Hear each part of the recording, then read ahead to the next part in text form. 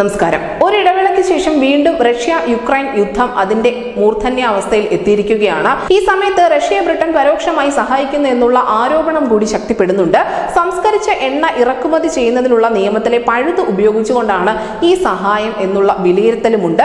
റഷ്യയിൽ നിന്നും ഇറക്കുമതി ചെയ്യുന്ന അസംസ്കൃത എണ്ണ സംസ്കരിക്കുന്ന ഇന്ത്യ, ചൈന, തുർക്കി തുടങ്ങിയ രാജ്യങ്ങളിൽ നിന്നുള്ള ബ്രിട്ടന്റെ എണ്ണ ഇറക്കുമതി വർദ്ധിച്ചതോടുകൂടിയാണ് ഇത്തരത്തിലുള്ള ഒരു ആരോപണം മുളപൊട്ടിയിരിക്കുന്നത്. യുക്രൈനിൽ ആക്രമണത്തിന് ശേഷം റഷ്യയിൽ നിന്നുള്ള എണ്ണയും പ്രകൃതിവാതകങ്ങളും ഒക്കെ ഒഴിവാക്കാൻ യുക്രൈന്റെ സഖ്യകക്ഷികൾ തീരുമാനിച്ചിട്ടുണ്ടായിരുന്നു. 2022 ഡിസംബർ 5 റഷ്യയിൽ നിന്നുള്ള എണ്ണ ഇറക്കുമതി ബ്രിട്ടൻ നിരോധിക്കുകയും ചെയ്തിരുന്നു. എന്നാൽ അതിലേക്കുള്ള ഒരു പഴുത് ഉപയോഗിച്ചുകൊണ്ടാണ് ഇപ്പോൾ ബ്രിട്ടനിലേക്ക് റഷ്യൻ എണ്ണ കടത്തിക്കൊണ്ടിരിക്കുന്നത്. കാരണം റഷ്യയിൽ നിന്നുള്ള എണ്ണ മറ്റൊരു രാജ്യത്താണ് സംസ്കരിച്ചതെങ്കിൽ അത് റഷ്യയിൽ നിന്നുള്ള എണ്ണയായി പരിഗണിക്കില്ല. മറിച്ച് ഈ രാജ്യത്ത് നിന്നുള്ള ഏത് രാജ്യമാണോ എണ്ണ സംസ്കരിക്കുന്നത് ആ രാജ്യത്ത് നിന്നുള്ള എണ്ണയായിട്ടാണ് വിലയിരുത്തപ്പെടുന്നത്. ഇതാണ് ഇറക്കുമതിക്കായി ഇവർ ഉപയോഗപ്പെടുത്തിയിരിക്കുന്ന ആ ഒരു പഴുതെന്ന് പറയുന്നത്.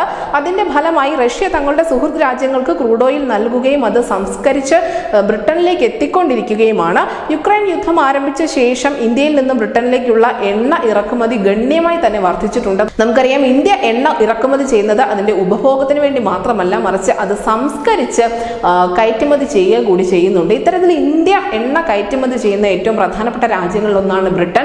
ഇത് ബ്രിട്ടൻ എത്തിക്കുന്നതാവട്ടെ തിരിച്ച് റഷ്യയിലേക്കാണ്.